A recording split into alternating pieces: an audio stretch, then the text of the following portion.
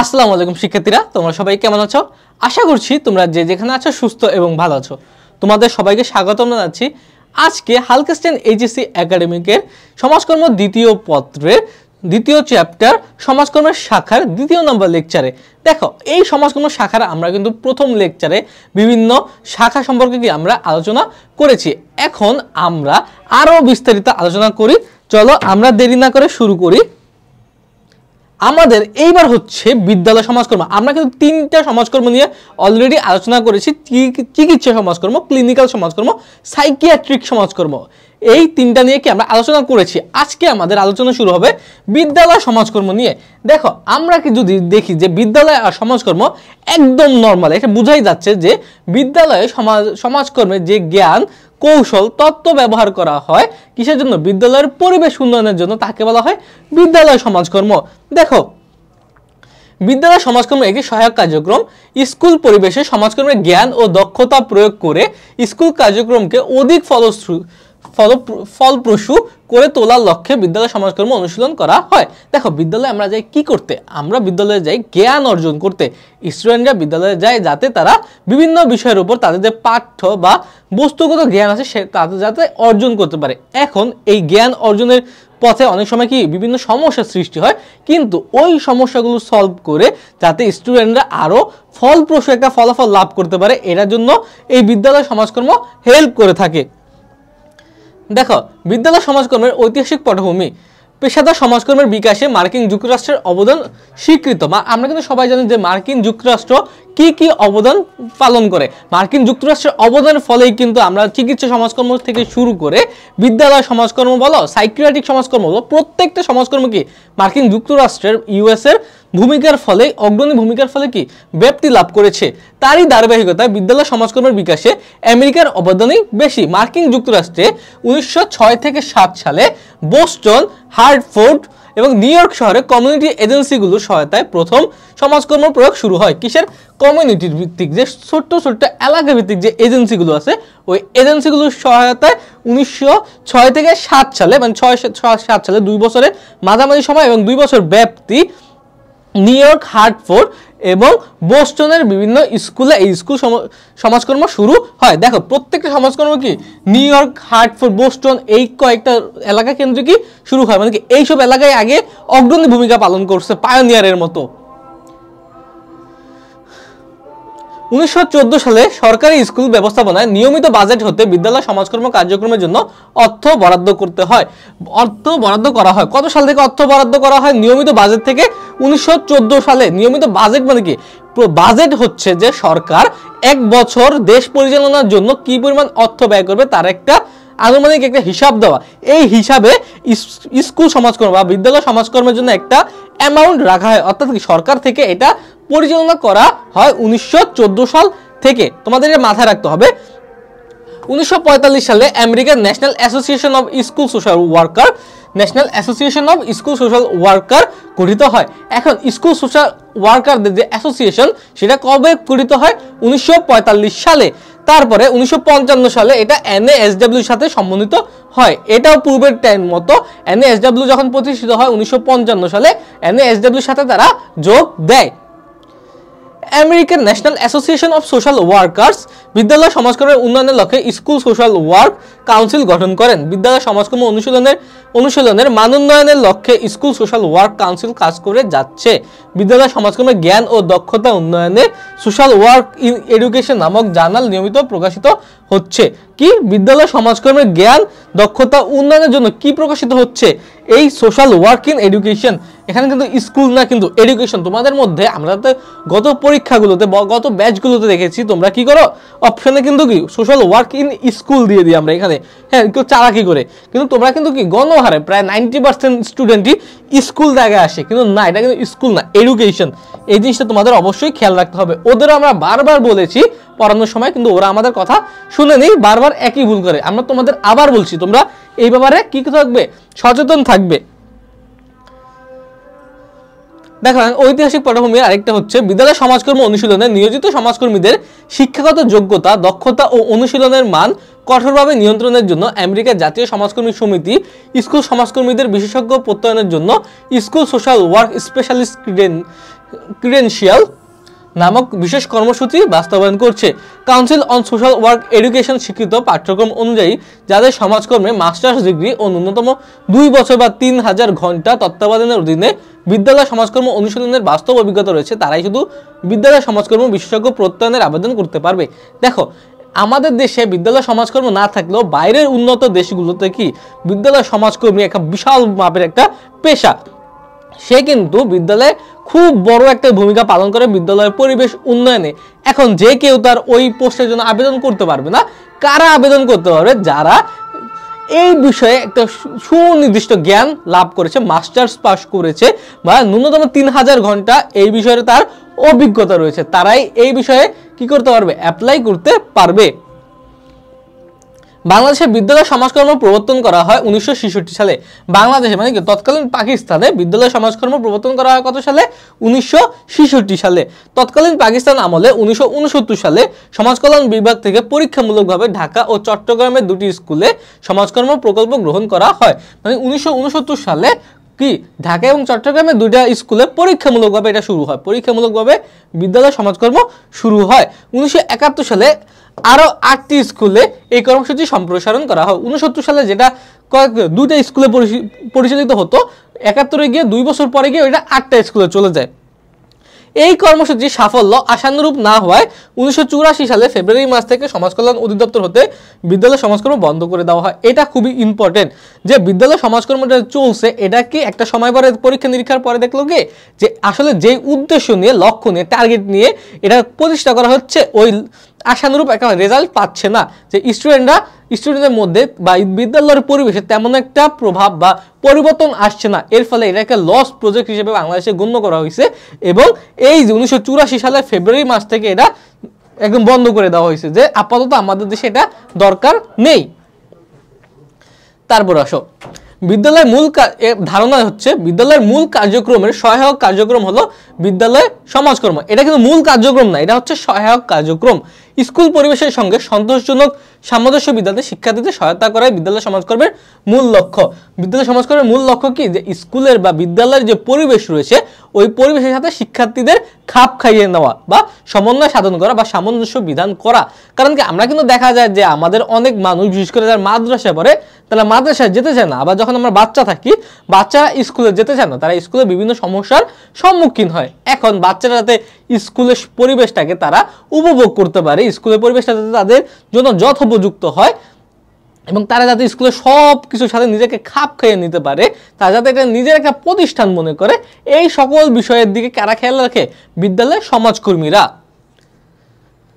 সমাজকর্মের জ্ঞান ও দক্ষতার আওতায় শিক্ষার্থীদের স্কুল পরিবেশে সন্তোষজনক সামঞ্জস্য বিধান, স্কুল কার্যক্রমের মধ্যে সমন্বয় সাধন এবং পরিবার ও সমষ্টির কার্যাবলীকে প্রভাবিত করে স্কুলের লক্ষ্য অর্জনে সাহায্য করে বিদ্যালয় সমাজকর্ম। সাধারণত শিক্ষার্থী, পরিবার ও শিক্ষকদের বিভিন্ন সমস্যা যেমন স্কুল পালানো, দেখো উদাহরণগুলো কি আমাদের মাথায় রাখতে হবে।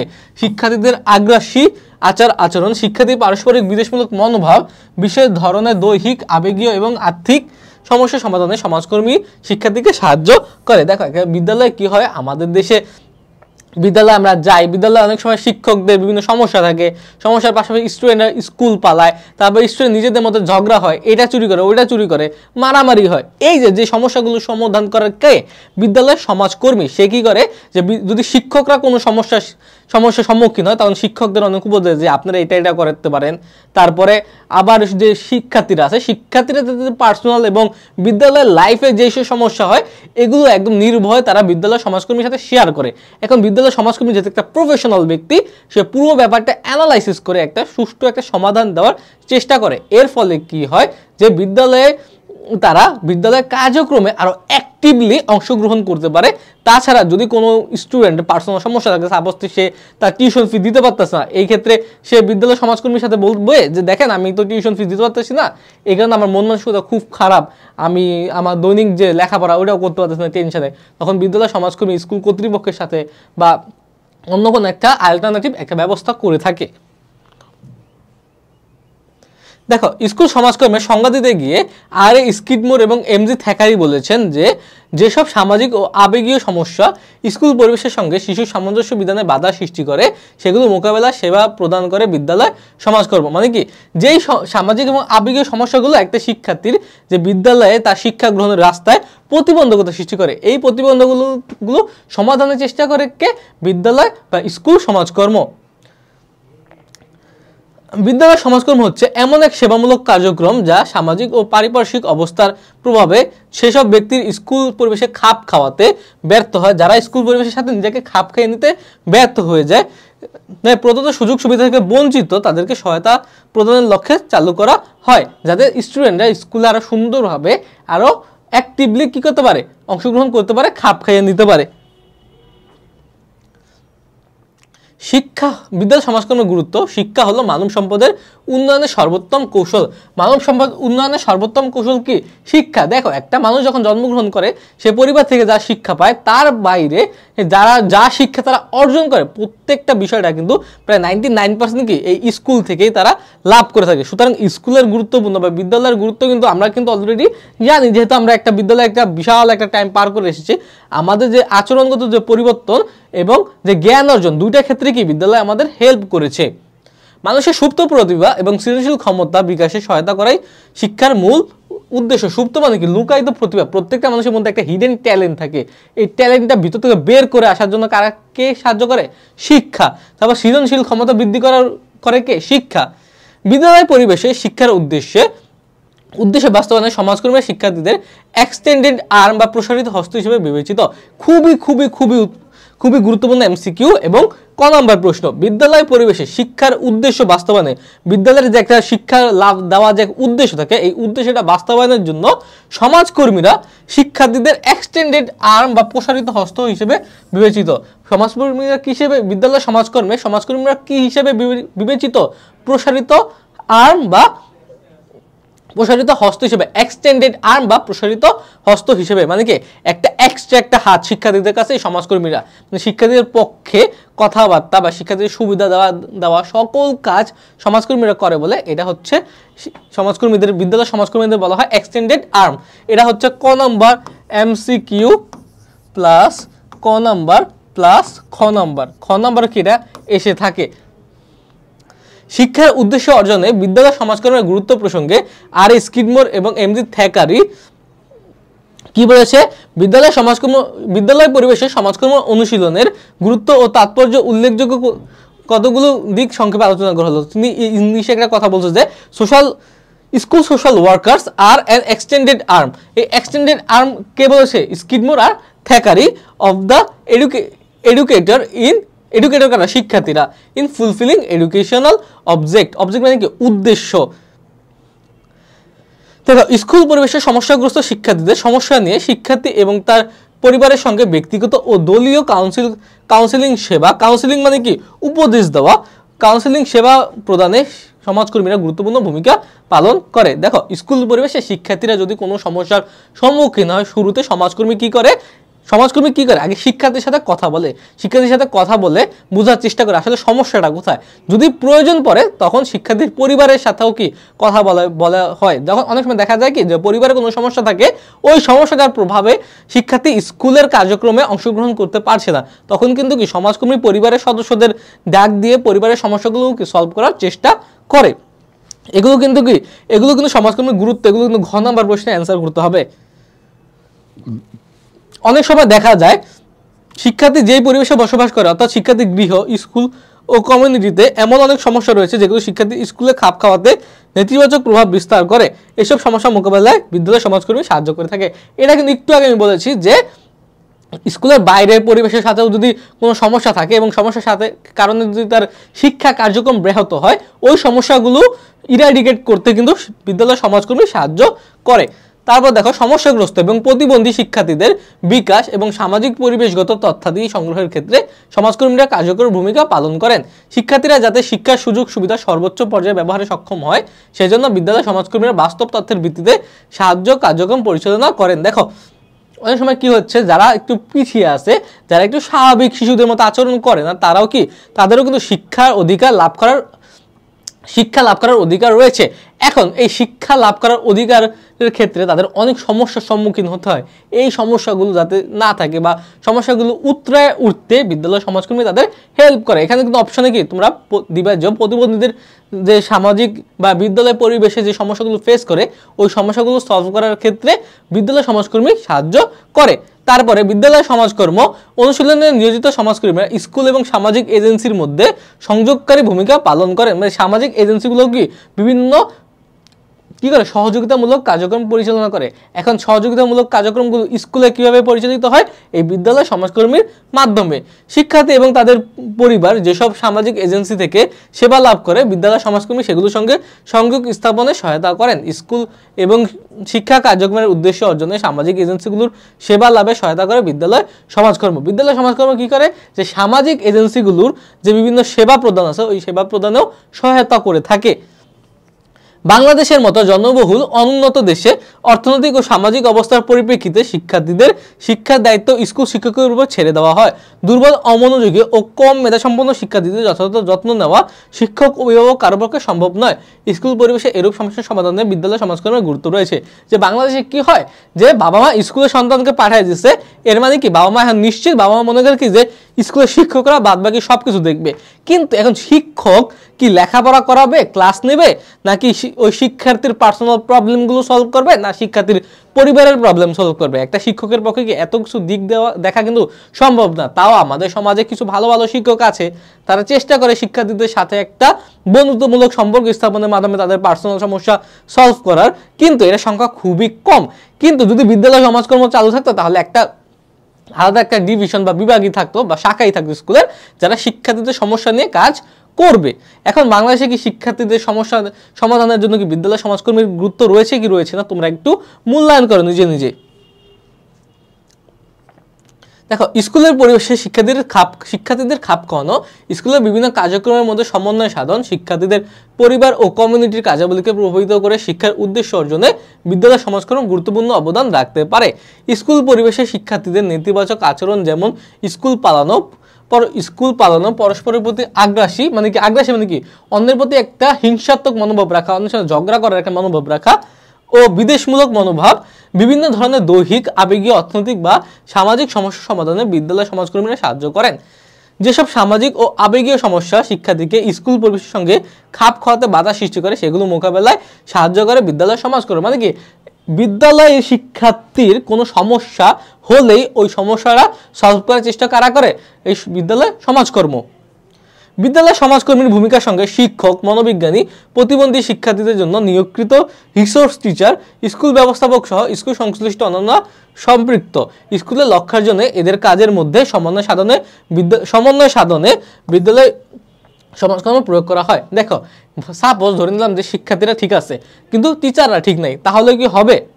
তাহলে কিন্তু কি যে টিচারদের যে শিক্ষা দান করা সেটা কিন্তু পরিকল্পিতভাবে হবে না বা পরিপূর্ণভাবে হবে না। সেক্ষেত্রে শিক্ষার্থীদের অবস্থা ভালো থাকা লাগবে, তারপর শিক্ষকদের অবস্থা ভালো থাকা লাগবে, স্কুলের স্টাফদের অবস্থা ভালো থাকা লাগবে। সবার অবস্থা যদি ভালো থাকে, এই সবার কল্যাণের জন্য কাজ করে কে?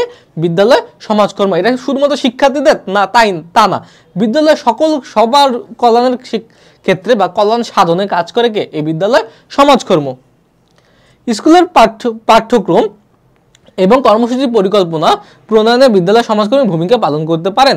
টাস্ক ফোর্সের সদস্য হিসেবে বিদ্যালয় সমাজকর্মীরা স্কুলের কার্যক্রম উন্নয়ন, স্কুলের পাঠ্যক্রম উন্নয়ন, স্কুল ব্যবস্থাপনার কার্যকারিতা বৃদ্ধি, স্কুল পরিচালনার নীতি পরিবর্তন প্রভৃতি বিষয়ে গুরুত্বপূর্ণ ভূমিকা পালন করেন। দেখো, পাঠ্যক্রমের ক্ষেত্রে কিভাবে সহায়তা করতে পারেন? অনেক একটা মেনশনেবল অ্যামাউন্ট শিক্ষার্থী যদি একটা বিদ্যালয়ের সমাজকর্মীর কাছে এসে বলে, দেখেন আমাদের বিদ্যালয়ের সিলেবাসটা তো অনেক বেশি দিয়ে দিচ্ছে, এই লোডটা আমি নিতে পারতেছি না। এখন যখন দেখবি যে বিদ্যালয় সমাজকর্মী কন্টিনিউয়াসলি একটাই অবজেকশন আসতেছে, তখন কি বলবে? তখন বিদ্যালয় কর্তৃপক্ষের সাথে সে কথা বলবে। দেখেন, একটা হিউজ অ্যামাউন্টের একটা স্টুডেন্ট বলতেছে যে তারা এত বড় সিলেবাস কভার করতে পারে না, এই কারণে তারা আরো বেশি ফ্রাস্ট্রেটেড থাকে। তখন এই বিষয়টা বিবেচনা করে বিদ্যালয় কর্তৃপক্ষ কিন্তু কি সিলেবাসটা একটু কমাবে বা সিলেবাসটা একটু মডিফাই করবে। এই সব বিষয়ে কি বিদ্যালয় সমাজকর্মী একটা ভূমিকা পালন করে। দেখো, শিক্ষার্থীদের উন্নয়নে বিদ্যালয় সমাজকর্মীর ভূমিকা। দেখো, 1 নাম্বার কি উশৃঙ্খল অমনোযোগী স্কুল পালানো, বিভিন্ন সমস্যাগ্রস্ত ছাত্রছাত্রীর তালিকা প্রস্তুত করা, যে কারা কারা উশৃঙ্খল অমনোযোগী এই পুরা মানে একটা চার্ট তৈরি করা, যে শিক্ষার্থীদের এবং শিক্ষার্থীদের সমস্যা এবং কিভাবে সমাধান দেওয়া যায় এই একটা চার্ট তৈরি করা। তারপর 2 নম্বর হচ্ছে শিক্ষক অভিভাবকদের সঙ্গে ঘনিষ্ঠ সম্পর্ক রেখে সমস্যার মানবিক, আবাসিক ও পারস্পরিক কারণগুলো অনুসন্ধান করা। আবাসিক সমস্যা কি, বাসার সমস্যাগুলো, যে এবার শিক্ষক এবং অভিভাবকদের সঙ্গে বিদ্যালয় সমাজকর্মী কি করবে, যোগাযোগ রাখবে সবসময়। একটা সাপোজ একটা স্টুডেন্টের একটা সমস্যা হয়েছে, এই সমস্যা নিয়ে সেই শিক্ষকের সাথে কথা বলবে এবং পাশাপাশি তার পরিবারের সদস্যদের সাথেও কথা বলবে এবং কথা বলার পাশাপাশি সমস্যার সমাধান করার চেষ্টা করবে একটা যোগাযোগ রক্ষা করার মাধ্যমে। তারপর 3 নম্বর হচ্ছে সমস্যাগ্রস্ত ছাত্রছাত্রীদের সম্পর্কে শিক্ষকের কাছ থেকে তথ্য সংগ্রহ করা, যে কোনো সমস্যাগ্রস্ত ছাত্রছাত্রী যদি সমস্যাগ্রস্ত থাকে, হ্যাঁ, এই তিনি কি আপনার ক্লাসে কেমন মনোভাব প্রকাশ করে এমন শিক্ষকের কাছ থেকে বিভিন্ন তথ্য নেবে, যে আপনার রেজাল্টগুলো কেমন হচ্ছে, ও কি ক্লাসে কি মনোযোগী থাকে কিনা, ক্লাসে ঘুমায় কিনা, ক্লাসে সামনের বেঞ্চে বসে না পিছের বেঞ্চে। এই প্রত্যেকটা বিষয় কি একটা মানুষের আচরণ বিশ্লেষণে গুরুত্বপূর্ণ ভূমিকা পালন করে। আর আচরণ বিশ্লেষণের ক্ষেত্রে একজন বিদ্যালয় সমাজকর্মী কি করে, শিক্ষকের হেল্প নিয়ে থাকে। তারপরে 4 নম্বর হচ্ছে স্কুল ও শিক্ষার্থীর পরিবার তথা অভিভাবকদের মধ্যে নিয়মিত যোগাযোগ রাখা, মানে কি ওই গার্ডিয়ানের সাথে বা বাসার মানুষের সাথে, সদস্যদের সাথে এবং স্কুলের পরিবেশের সাথে একটা নিয়মিত একটা যোগাযোগ রাখা, যে বাসায় কি সে ঠিক আছে কিনা, সে কি বাসায় কি রুটিনে একটা লাইফ লিড করতেছে কিনা, সে কি লেখাপড়া করতেছে কিনা, এই প্রত্যেকটা জিনিস কিতে সে যোগাযোগ রক্ষা করে। তারপর 5 নম্বর স্কুল পরিবেশে চিত্ত বিনোদন ও সৃজনশীল কার্যক্রম গ্রহণ করা, যে চিত্ত বিনোদন কিন্তু কি আমাদের যে মৌলিক মানবিক চাহিদার মধ্যে অন্যতম। এখন স্কুলে যদি একটা চিত্ত বিনোদন বা একটা এন্টারটেনমেন্টের ব্যবস্থা না রাখা হয়, শুধু লেখাপড়া, তাহলে কি এটা কি সুন্দর ফলপ্রসূ হবে না। সেহেতু এই লেখাপড়াটাকে ফলপ্রসূ করতে হলে চিত্ত বিনোদনের আয়োজন করে কে, এই সমাজকর্মী। আবার অনেক সময় সৃজনশীল অনেক কার্যক্রমের আয়োজন করে থাকে। মেধাবী অথচ আর্থিক সমস্যাগ্রস্ত ছাত্রদের আর্থিক সাহায্য প্রদানের ব্যবস্থা করা, যে মেধাবী আছে কিন্তু তার আর্থিক সমস্যা আছে, এই ক্ষেত্রে কি করতে পারে, তাকে সাহায্য করতে পারে, তাকে কোনো একটা বৃত্তির ব্যবস্থা করে দিতে পারে। এইভাবে কি বিদ্যালয় সমাজকর্মী হেল্প করে। তারপরে স্কুলের নিয়মিত বৈঠকে যোগদান করে ছাত্রছাত্রীদের সমস্যাবলী তুলে ধরা। স্কুলে মাঝে মধ্যে সাপোজ আমরা যখন নটরডেম কলেজে পড়তাম, আমাদের নটরডেম কলেজে কি কোনো শিক্ষক কোনো সমাজকর্মী কিন্তু ছিল না, কিন্তু আমাদের প্রত্যেক মাসে শেষ বুধবার আমাদের কি হতো, লাস্টের ক্লাসটা আমাদের শিক্ষকরা বিভিন্ন সমস্যার উপরে কেন্দ্র করে নিত। এক একটা বুধবার কি হতো, এক একটা টপিকের উপরে তারা আমাদের কাউন্সিলিং করার চেষ্টা করতো, আমাদের মতামতগুলো নিত। এটা কিন্তু কি তারা বিদ্যালয় সমাজকর্মটাই প্র্যাকটিস করতো এনডিসিতে, এটা কিন্তু অনেক ভালো একটা ব্যাপার। আবার আমি যখন ঢাকা রেসিডেন্সিয়াল মডেল কলেজে পড়েছিলাম, আমাদের কি হতো, যখন আমরা হাউসে থাকতাম তখন আমাদের টিচাররা মাঝে মধ্যে আমাদের সাথে মত বিনিময় সভা করতো। বিশেষ করে আমরা যখন মাগরিবের পরে আমাদের রাত্রের খাবার খেতাম, তখন আমাদের হাউস মাস্টার ডাকতো, নুরুনবী স্যার আমাদের বলতো, এই সবাই আসো আমার রুমে আসো। তখন আমরা গোল হয়ে দাঁড়াতাম এবং স্যার একে একে বলতেছে তোমাদের কি সমস্যা, কোনো সমস্যা আছে কিনা, বাবা মারে মিস করো কিনা, বিভিন্ন জিনিস আমাদের সাথে উনি মত বিনিময় করতো। তবে 8 নম্বরে শিক্ষার্থী শিক্ষক সম্পর্কে উন্নয়নের পরিবেশ সৃষ্টি করা। দেখো একটা বিদ্যালয়ের কিন্তু শিক্ষক এবং শিক্ষার্থীদের সম্পর্কের উপর নির্ভর করে যে বিদ্যালয়টা কত ভালো। যদি শিক্ষক এবং শিক্ষার্থীদের মধ্যে একটা বন্ধুত্বমূলক সম্পর্ক থাকে, তাহলে কি লেখাপড়াটা আরও অনেক আনন্দময় হয়ে যায় এবং লেখাপড়া আনন্দময় হলে, পরিবেশটা আরও সুন্দর থাকলে ওই শিক্ষার্থীরা সেখানে কমফোর্ট ফিল করে। এটা কিন্তু কি তার শিক্ষার ব্যাপ্তিটাকে আরও বাড়িয়ে দেয়। তারপর 9 নম্বরে কি আছে, হতাশা, নৈরাজ্য, মানসিক যন্ত্রণা, হীনমন্যতা ও ভয়ভীতির কবল থেকে ছাত্রীদের রক্ষার ব্যবস্থা করা। যে একটা ছাত্রছাত্রী বিভিন্ন সময় হতাশায় ভোগে, হীনমন্যতায় ভোগে এবং অনেক পেইন সে বুকের মধ্যে ধারণ করে, এগুলো হয়তো অনেকে বুঝাতে পারে না, পরিবেশের সদস্যদের বলতে পারে না, কিন্তু বিদ্যালয় সমাজকর্মী এগুলো ফাইন্ড আউট করে সমাধান করার চেষ্টা করে। তারপর 10 নম্বর হচ্ছে শিশু কিশোর সংগঠন গড়ে তুলতে ছাত্রছাত্রীদের উৎসাহিত করা। এখানে শিশু কিশোর সংগঠন বলতে কি বোঝানো হয়েছে, ছাত্রলীগ, ছাত্রদল না, এখানে শিশু কিশোর সংগঠন বলতে বিভিন্ন ক্লাবকে বোঝানো হয়েছে, ডিবেটিং ক্লাব, স্কাউট, তারপর রেড ক্রস, মানবিক সংঘ, এই রকম শিক্ষামূলক বা সমাজ কল্যাণমূলক ক্লাবগুলো। তারপরে স্কুল লেখাপড়ার উন্নত পরিবেশ গড়ে তুলতে সহায়তা করা। এটা তো একদম ইজি, যে লেখাপড়া যাতে সুন্দর হয় এমন একটা সুন্দর একটা পরিবেশ গড়ে উঠতে বিদ্যালয় সমাজকর্মী হেল্প করে। দেখো শিল্প সমাজকর্ম, এই কিন্তু শিল্প এবং সমাজকর্ম, শিল্প এবং সমাজকর্ম বোঝাই যাচ্ছে যে শিল্প কারখানায় যে সমাজকর্ম প্র্যাকটিস করা হয়। পেশাদার সমাজকর্ম অনুশীলনের বিশেষায়িত শাখা হলো শিল্প সমাজকর্ম। সাধারণত শ্রমিক ইউনিয়ন এবং নিয়োগকর্তার পৃষ্ঠপোষকতায় শিল্প সমাজকর্ম অনুশীলন করা হয়। শ্রমিক ইউনিয়ন এবং নিয়োগকর্তার পৃষ্ঠপোষকতায়, নিয়োগকর্তাকে যে বিশেষ করে যারা মালিক পক্ষ থাকে তাদের বলা হয় নিয়োগকর্তা, এবং শ্রমিক ইউনিয়ন কি, যে একটা ফ্যাক্টরি সকল শ্রমিকরা মিলে একটা সংগঠন গঠন করে। এই সংগঠনে একটা সভাপতি থাকে, একটা সাধারণ সম্পাদক থাকে, মানে কি লিডার থাকে। আবার এই লিডাররা এই সকল শ্রমিকদের হয়ে তারা মালিক পক্ষের সাথে কথা বলে যাতে শ্রমিকদের সকল অধিকার দাবি দেওয়া এগুলো পূরণ হয়। শিল্প কারখানায় নিয়োজিত শ্রমিকদের সামগ্রিক জীবনমান উন্নয়নের লক্ষ্যে সমাজকর্মের জ্ঞান, নীতি ও দক্ষতা অনুশীলন করা হয়। অনেক সময় শিল্প সমাজকর্মকে বৃত্তিমূলক সমাজকর্ম হিসেবে আখ্যায়িত করা হয়। খুবই গুরুত্বপূর্ণ, শিল্প সমাজকর্মকে কি বলা হয়? বৃত্তিমূলক বা অকুপেশনাল সোশ্যাল ওয়ার্ক হিসেবে আখ্যায়িত করা হয়। এটা কিন্তু ক নাম্বার এবং এমসিকিউ, ক প্লাস এমসিকিউ, খুবই ইম্পর্টেন্ট। আর এই শিল্প কারখানায় নিয়োজিত শ্রমিকদের সামগ্রিক জীবনমান উন্নয়নের লক্ষ্যে সমাজকর্মের জ্ঞান, নীতি ও দক্ষতা অনুশীলন করাকে বলা হয় শিল্প সমাজকর্ম। এই যে এটা থেকে তোমরা একটা ডেফিনেশন বানিয়ে দিবে, খুবই সহজ। তারপরে তোমরা ইউনিভার্সাল যে ডেফিনেশন আছে সেখান থেকেও তোমরা সুন্দরভাবে এই ডেফিনেশনে দিতে পারো। আর এই শিল্প সমাজকর্মকে কি বলা হয়? বৃত্তিমূলক সমাজকর্ম। দেখো শিল্প সমাজকর্মের ধারণা, শিল্প কারখানার পরিবেশে শ্রমিকদের জীবন মান উন্নয়নের সহায়তা প্রদানে সমাজকর্মের জ্ঞান, দক্ষতা অনুশীলনকে শিল্প সমাজকর্ম বলা হয়। মানে কি, যে শিল্প কারখানার পরিবেশে যে শিল্প কারখানার মধ্যে যখন শ্রমিকরা কাজ করে তাদের সার্বিক অবস্থা উন্নয়নের লক্ষ্যে সমাজকর্মের জ্ঞান, দক্ষতা এবং বিভিন্ন থিওরিগুলো ব্যবহার করার প্রক্রিয়াকে কি বলা হয়? শিল্প সমাজকর্ম। সমাজকর্ম অভিধানের ব্যাখ্যা অনুযায়ী শিল্প সমাজকর্ম হলো শ্রমিক ইউনিয়ন বা নিয়োগ কর্তৃপক্ষ অথবা উভয়ের পৃষ্ঠপোষকতায় শ্রমিকদের কর্মস্থল এবং শ্রমিক কর্মস্থলের বাইরে সামগ্রিক জীবনমান উন্নয়নে পেশাগত সমাজকর্মের অনুশীলন। মানে কি, শুধুমাত্র শ্রমিকের কর্মস্থল না, কর্মস্থলের বাইরেও, মানে কি শ্রমিকের কাজের জায়গা এবং পারিবারিক জায়গা দুই ক্ষেত্রে যাতে শ্রমিকদের জীবনমান উন্নয়ন হয়, তাদের লাইফস্টাইলটা যাতে একটু বেটার হয়, এই বেটার করতে সমাজকর্ম, পেশাদার সমাজকর্মের যে পদ্ধতিগুলো আছে ওই পদ্ধতিগুলো ব্যবহারের কৌশলকে কি বলা হয়? শিল্প সমাজকর্ম। দেখো শিল্প কারখানা শ্রমিকদের কর্মস্থলে সৃষ্ট সামাজিক ও আবেগীয় সমস্যা সমাধানে সমাজকর্ম অনুশীলনী শিল্প সমাজকর্ম। দেখো একটা শিল্প কারখানায়, হ্যাঁ, বিশেষ করে সাপোজ একটা গার্মেন্টসে একটা গার্মেন্টস শ্রমিক কিন্তু কি বিভিন্ন রকম সমস্যার সম্মুখীন হয়। দেখা গেছে তার বেতন কম থাকে, বেতনের অভাবে চিকিৎসা করতে পারে না এবং কাজে মন বসে না, বিভিন্ন সমস্যা হতে পারে। একটা মানুষের লাইফে কিন্তু সমস্যার কোনো শেষ নেই। এই সমস্যাগুলো সমাধানে কি কাজ করে? এই শিল্প সমাজকর্ম কাজ করে। কেন কাজ করে? কারণ কি, একটা শ্রমিক একটা শিল্প কারখানার চালিকা শক্তি। এখন শ্রমিকের যদি অবস্থা ভালো না থাকে তাহলে কি সে যার যে পটেনশিয়ালিটি আছে সেই পটেনশিয়ালিটি শো করতে পারবে না, সে যথাযথভাবে কাজ করতে পারবে না। এর ফলে কি হবে? আলটিমেটলি শিল্প কারখানা যে পরিবেশটা, ওইটার পরিবেশটা কি হবে? নিচের দিকে যাবে। কিন্তু যাতে এইরকম না হয়, শ্রমিক যাতে মনের আনন্দে সুষ্ঠুভাবে কাজ করতে পারে, এই সুষ্ঠুভাবে কাজ করার লক্ষ্যেই কি করা হয়? এই শিল্প সমাজকর্ম প্রয়োগ করা হয়।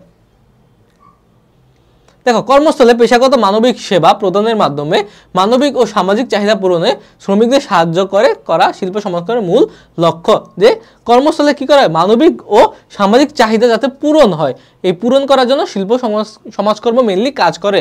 শিল্প কারখানায় শ্রমিকদের আবেগীয় সমস্যা এবং সামাজিক সম্পর্ক সংশ্লিষ্ট দ্বন্দ্ব সহ অন্যান্য ব্যক্তিগত সমস্যার সমাধানে সহায়তা শিল্প সমাজকর্মের পরিধিভুক্ত। এর এক কথা হচ্ছে কি, যে শিল্প কারখানায় একটা মানুষ যেই রকম সমস্যা ফেস করুক না কেন, ওই সমস্যাগুলো সলভ করাই হচ্ছে কি শিল্প সমাজকর্মের মেইন কাজ।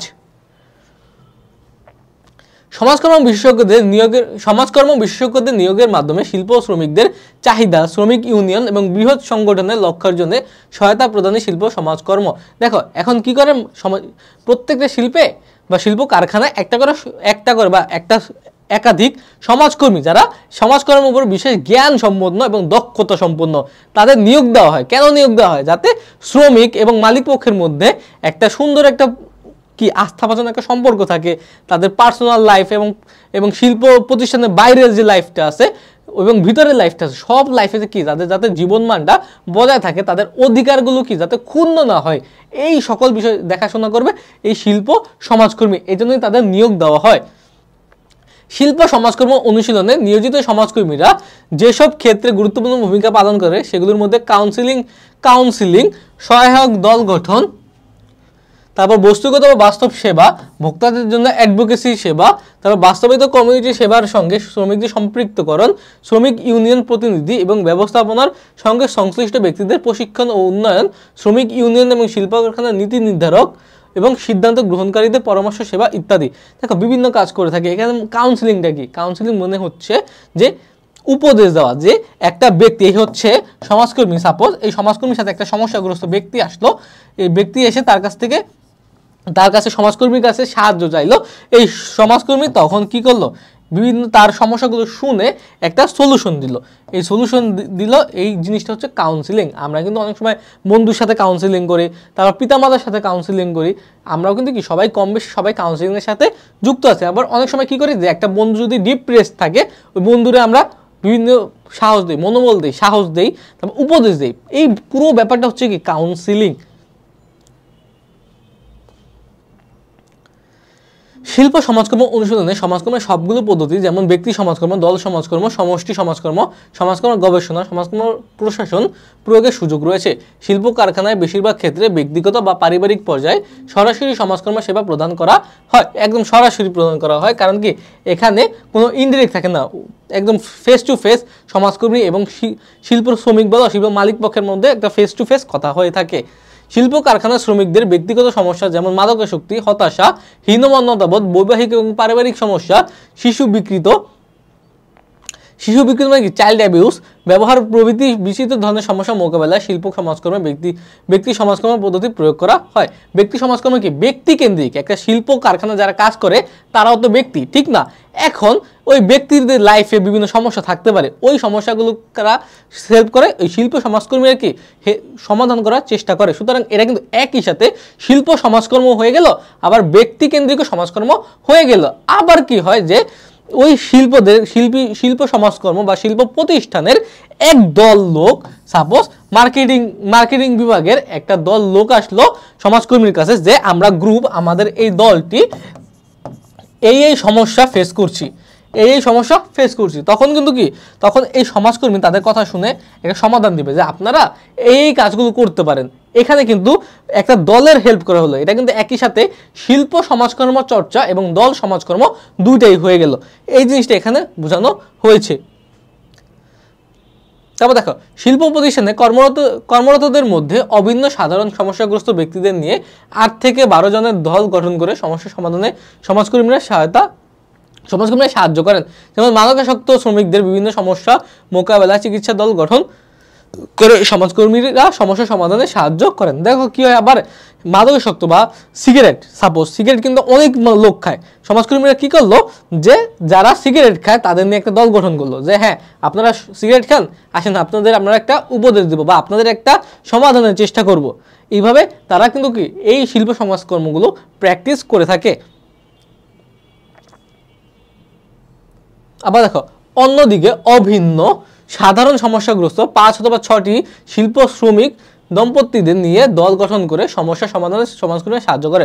অভিন্ন সমস্যাগ্রস্ত কি, অনেক দম্পতি দেখা যায় কি শিল্প প্রতিষ্ঠানে স্বামী স্ত্রী উভয় কাজ করে। এখন এমন অনেকগুলো দম্পতি কিন্তু কি শিল্প প্রতিষ্ঠানে রয়েছে যাদের সমস্যা প্রায় একই রকম। এই সব দম্পতি নিয়ে 5-6টা দম্পতি নিয়ে কি করে, অনেক সময় একটা কাউন্সিলিং সভা আয়োজন করে ফেলে এবং তাদের সকলকে একটা সুন্দর একটা সমাধান দেওয়ার চেষ্টা করে। পুরো বিষয়টা কি শিল্প সমাজকর্ম অংশ। দলীয় মিথস্ক্রিয়া সমস্যা সমাধান কার্যকর হাতিয়ার হিসেবে ব্যবহার করা হয়। এই যে দলীয় যে মিথস্ক্রিয়া কি, মিথস্ক্রিয়া হচ্ছে একজনের সাথে আরেকজন যে ইন্টারেকশন বা যোগাযোগের যে সম্পর্ক, ওইটাই হচ্ছে মিথস্ক্রিয়া। এই দলীয় মিথস্ক্রিয়াটা কি সমস্যা সমাধানের কার্যকর একটা হাতিয়ার।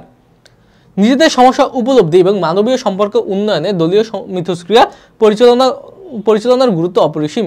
সমাজকর্মী উদ্দেশ্যমূলকভাবে দলীয় মিথস্ক্রিয়া পরিচালনার মাধ্যমে সমস্যা সমাধানে শিল্প শ্রমিকদের সাহায্য করেন যে বিভিন্ন দল শিল্প প্রতিষ্ঠানে যে সমস্যাগুলো ফেস করে এই সমস্যাগুলোর একটা সুষ্ঠু এবং সুন্দর একটা সমাধান দিয়ে কারা? এই শিল্প সমাজকর্মীরা।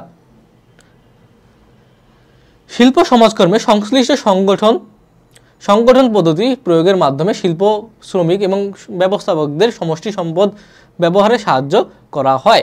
যে সমষ্টিতে শিল্প কারখানা অবস্থিত সেখানে বিশেষায়িত সেবা প্রদানে নিয়োজিত অনেক এজেন্সি রয়েছে, যেমন স্কুল, হাসপাতাল। এসব এজেন্সি ব্যক্তিগত ও পারিবারিক সমস্যা সমাধানে নিয়োজিত। সমাজকর্মীরা এসব এজেন্সিতে সমস্যাগ্রস্ত শ্রমিক বা তাদের পরিবারের সদস্যদের প্রেরণে সাহায্য করতে পারেন। তারপর সমাজকর্মী পেশাগত সেবা প্রদানের মাধ্যমে শিল্প কারখানা যে সমষ্টিতে অবস্থিত এবং শ্রমিক এবং ব্যবস্থাপকগণ যে সমষ্টিতে বসবাস করেন সেই সমষ্টির সামগ্রিক দিক উপলব্ধি এবং সমষ্টি সম্পদ ব্যবহারে সাহায্য করতে পারেন।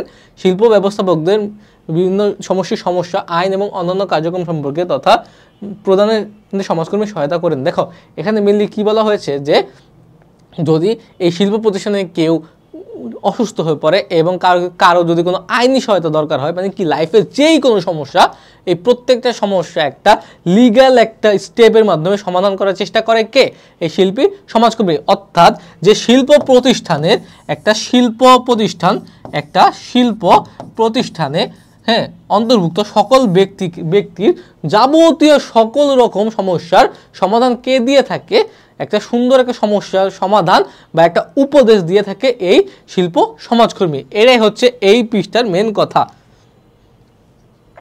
শিল্প সমাজকর্ম অনুশীলনে গবেষণা বিশেষ ভূমিকা পালন করে। সমাজকর্মীরা গবেষণার মাধ্যমে শিল্প সমাজ শ্রমিকদের সঙ্গে ব্যবস্থাপনা সম্পর্ক, তাদের সমস্যা এবং সমস্যা সমাধানে গৃহীত কার্যক্রমের প্রভাব মূল্যায়ন ইত্যাদি বিষয়ে প্রয়োজনীয় ব্যবস্থা গ্রহণ করে। দেখো অনেক সময় কি হয় যে একটা সমাজকর্মী তো খুবই পারদর্শী হয়ে থাকে এবং প্রফেশনাল। উনি কি করে যে বিভিন্ন ব্যাপার নিয়ে সে আলোচনা করে, গবেষণা করে দেখে কি যে একটা শিল্প প্রতিষ্ঠানে এই সমস্যাগুলো থাকে, এই সমস্যাগুলো সমাধান করলে এই শিল্প প্রতিষ্ঠানে যারা কাজ করে কর্মরত ব্যক্তিদের আরও জীবনমান আরও উন্নয়ন হবে। তখন সেই সমস্যার প্রেক্ষিতে বা নিজের যে অ্যানালাইসিস পাওয়ারের ভিত্তিতে সে কি করে ওই শিল্প প্রতিষ্ঠানের ওই সমস্যাগুলো সমাধান করতে বা শিল্প প্রতিষ্ঠানের পরিবেশ উন্নয়নে সে সাহায্য করে। এই পুরো ব্যাপারটা আলটিমেটলি কি করে? শিল্প প্রতিষ্ঠানে এবং শিল্প প্রতিষ্ঠানে যারা কাজ করে শিল্প শ্রমিকদের সকলের জীবনমান আরও উন্নয়ন করে। এর ফলে কি শিল্প সমাজকর্ম চর্চা হয়। সমাজকর্মের সহায়ক পদ্ধতি হলো সমাজকর্ম প্রশাসন। সামাজিক নীতিকে সমাজসেবায় পরিণত করার প্রক্রিয়া হলো সমাজকর্ম প্রশাসন। সমাজকর্ম প্রশাসন আমরা বিস্তারিত জানবো। সমাজকর্ম প্রশাসনের জ্ঞান, অভিজ্ঞতা ও দক্ষতা শিল্প কারখানার পরিবেশে প্রয়োগ করার সুযোগ রয়েছে। শিল্প কারখানায় সমাজকর্ম প্রশাসনের লক্ষ্য হলো শিল্প কারখানায় গৃহীত সামাজিক নীতিকে সমাজ সেবায় পরিণত করতে সহায়তা করা। অনেক সময় সমাজকর্মীরা শিল্প কারখানা প্রশাসনিক পদে নিয়োজিত হয়ে দায়িত্ব পালন করেন অথবা কখনো পরামর্শক বা উপদেষ্টা হিসেবে পালন করে। দেখো অনেক সময় কি যদি কোনো কাজ বা কোনো সিদ্ধান্ত গৃহীত হয়, এই সিদ্ধান্তগুলোকে আমাদের সমাজ এবং শিল্প প্রতিষ্ঠান উভয় জায়গায় কি মান্য করা দরকার। এখন শিল্প প্রতিষ্ঠানে বা সমাজে যাতে তারা শিল্প প্রতিষ্ঠানে যারা কর্মরত আছে তারা যাতে এগুলো সবগুলো মেনে চলে, এই ব্যাপারটা কে হ্যান্ডেল করবে? এই ব্যাপারটা ওই শিল্প সমাজকর্মী একটা নির্দিষ্ট জায়গা থেকে পুরো বিষয়টা হ্যান্ডেল করবে। তার এছাড়াও বিশেষ দিবস উপলক্ষে, যেমন মে দিবস কি? মে দিবস হচ্ছে শ্রমিক দিবস, তো মানবাধিকার দিবস, বিশ্ব ধূমপান মুক্ত দিবস, সেমিনার, ওয়ার্কশপ, সম্মেলন ইত্যাদি আয়োজন করে সমাজকর্মীরা ব্যবস্থাপনা ও শ্রমিকদের সমস্যা সমাধান সম্পর্কে সচেতনতা বৃদ্ধি সহ বাস্তবিক পদক্ষেপ গ্রহণ করতে পারেন। মানে কি বিভিন্ন বিশেষ দিবসে বা বিশেষ ক্ষেত্রে সমাজকর্মীরা কি করতে পারে?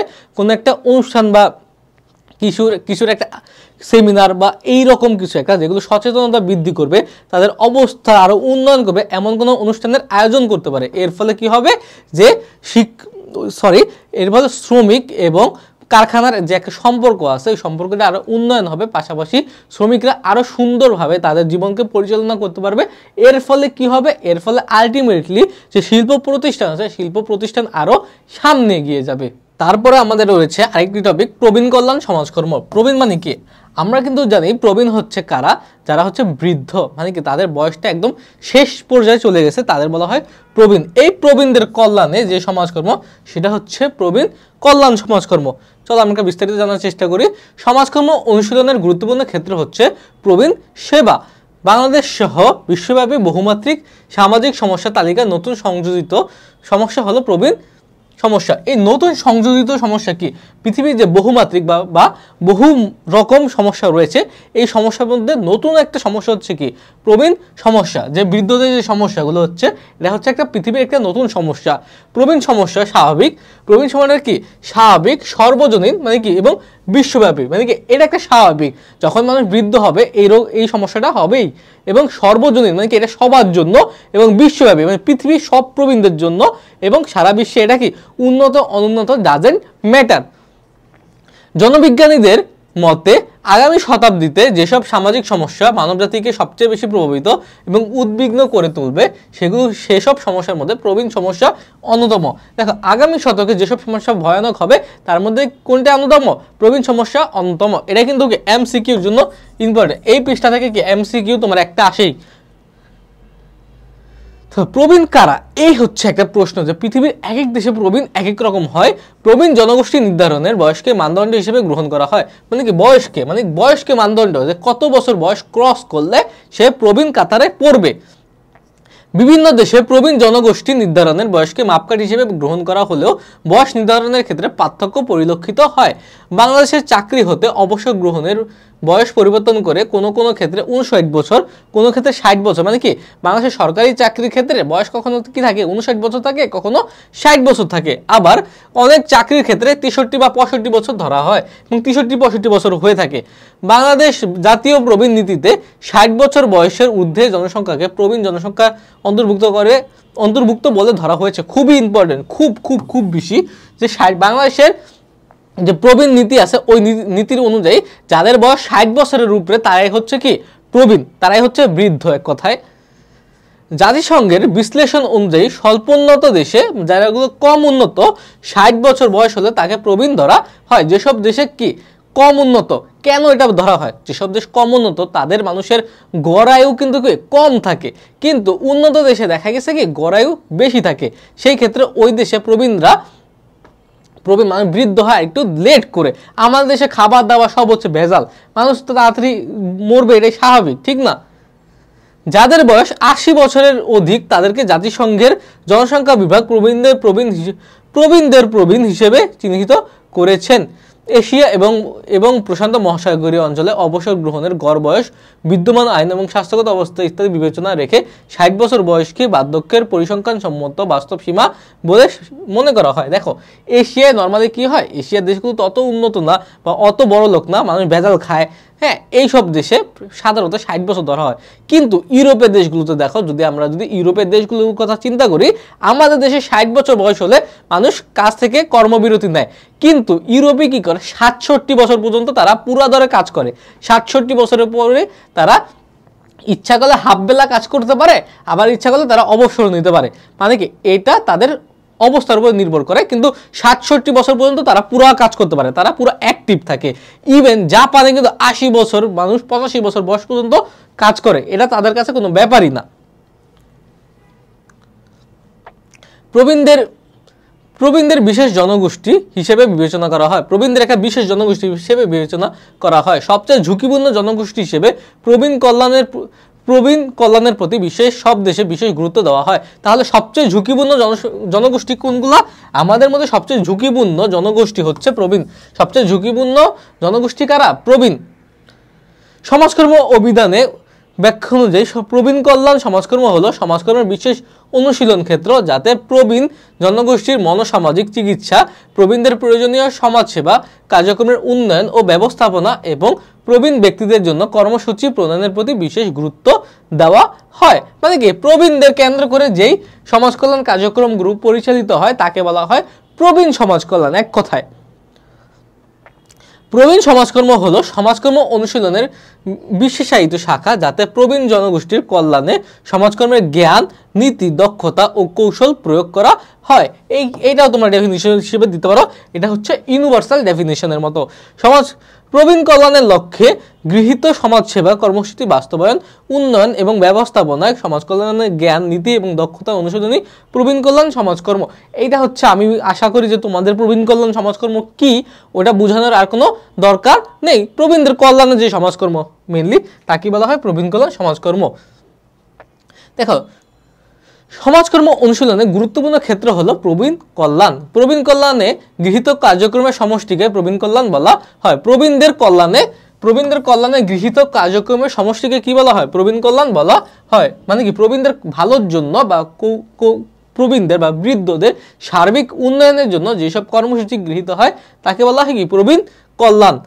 অসুস্থতা, বার্ধক্যজনিত নিস্তেজ এবং দুর্বলতা, বার্ধক্যজনিত নিস্তেজ ও দুর্বলতা মানে কি, যে বয়স বৃদ্ধি হওয়ার ফলে তাদের শরীরে কি আগের মতো আর কি থাকে না, তেজ থাকে না, নিস্তেজ হয়ে যায়। দুর্বলতা, জরাগ্রস্ততা, একাকিত্ব, হীনমন্যতা, নির্ভরশীলতা প্রভৃতি বহুমুখী সমস্যার প্রবীণরা জর্জরিত। আর্থিকভাবে দরিদ্র প্রবীণরা কি, যেহেতু তাদের কাজ থাকে না, আমাদের এসে প্রবীণরা দেখি কি সন্তানের উপরে নির্ভরশীল হয়ে পড়ে শেষ বয়সে। দৈহিক ও মানসিক রোগ, সামাজিক মর্যাদা, সামাজিক ভূমিকার অবনতি, অতীতের ব্যর্থতা ও সফলতার অনুভূতি, আন্তঃব্যক্তিক সম্পর্কের অবনতি ইত্যাদি বহুমুখী সমস্যা প্রবীণ জনগোষ্ঠী আক্রান্ত। বিশ্বব্যাপী প্রবীণদের সমস্যা অত্যন্ত গুরুত্বপূর্ণ বিষয়ে পরিণত হয়েছে। প্রবীণ কল্যাণের মূল লক্ষ্য হলো প্রবীণ জনগোষ্ঠীর জীবনমান উন্নয়ন। জীবনযাপনের নেতিবাচক উপাদানগুলো মোকাবেলার মাধ্যমে প্রবীণদের সুখী, আনন্দময় এবং অধিক অর্থবহ জীবনযাপনে সাহায্য করা হয়। প্রবীণ কল্যাণে প্রধানত 3টি খাত রয়েছে। প্রবীণ কল্যাণের উদ্দেশ্য কি, যাতে বুড়ো বয়সে বা বৃদ্ধরা তাদের শেষ বয়সে সুন্দর, আনন্দময় একটা জীবন লিড করতে পারে, একটা বেটার লাইফ লিড করতে পারে। প্রবীণদের চাহিদা এবং প্রয়োজন নির্ণয়। প্রবীণ কল্যাণের 3টি খাতের মধ্যে একটা হচ্ছে প্রবীণদের চাহিদা এবং প্রয়োজন নির্ণয়। একটা মানুষ যখন বৃদ্ধ হয়ে যায়, প্রবীণরা বিশেষ করে তাদের কি বিভিন্ন চাহিদা দেখা দেয়। সাধারণত তারা অসুস্থ বেশি থাকে, তাদের চিকিৎসার দরকার হয় এবং তাদের ভালো পুষ্টিকর খাবারের দরকার হয়। তাদের হাড় থাকে ভঙ্গুর, তখন তাদের ক্যালসিয়াম এবং বিভিন্ন রকম সাপ্লিমেন্টের দরকার হয়। এগুলো হচ্ছে কি একটা প্রবীণদের চাহিদা। তারপরে কি প্রবীণদের সমস্যা মোকাবেলাকরণ।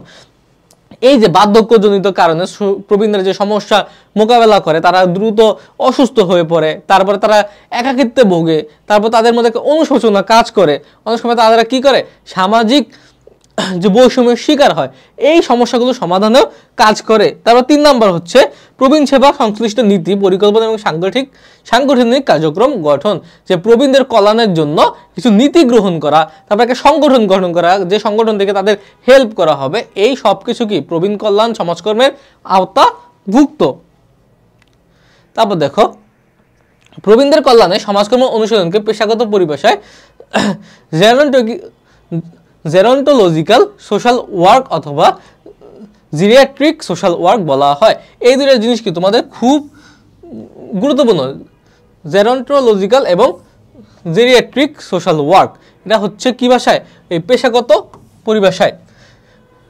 প্রবীণ কল্যাণ সমাজকর্ম ক্ষুদ্র পরিসরে প্রবীণ ব্যক্তি, তাদের পরিবার ও কমিউনিটি সংশ্লিষ্ট নীতি এবং গবেষণার ক্ষেত্রে নিয়ে ব্যাপিত। প্রবীণ কল্যাণ প্রধানত কাউন্সিলিং সেবাকে আমরা কিন্তু অলরেডি পড়েছি। তারপরে প্রবীণ সেবা কার্যক্রমের সমন্বয়, প্রবীণ বান্ধব সমষ্টি পরিকল্পনা, অ্যাডভোকেসি সেবা প্রদান নিয়ে পরিচালিত। অ্যাডভোকেসি সেবা কি, যে প্রবীণদের পক্ষে সমাজকর্মীরা কথা বলবে, প্রবীণদের হয়ে বা প্রবীণদের পক্ষে কথা বলবে কারা, সমাজকর্মীরা। বৃহত্তর পরিসরে প্রবীণ কল্যাণ কার্যক্রম রাষ্ট্রীয় স্বাস্থ্য বিভাগ, প্রবীণ সংরক্ষণ সেবা কেন্দ্র এবং কলেজ ও বিশ্ববিদ্যালয় শিক্ষা কার্যক্রমের অধ্যয়ন নিয়ে ব্যাপিত।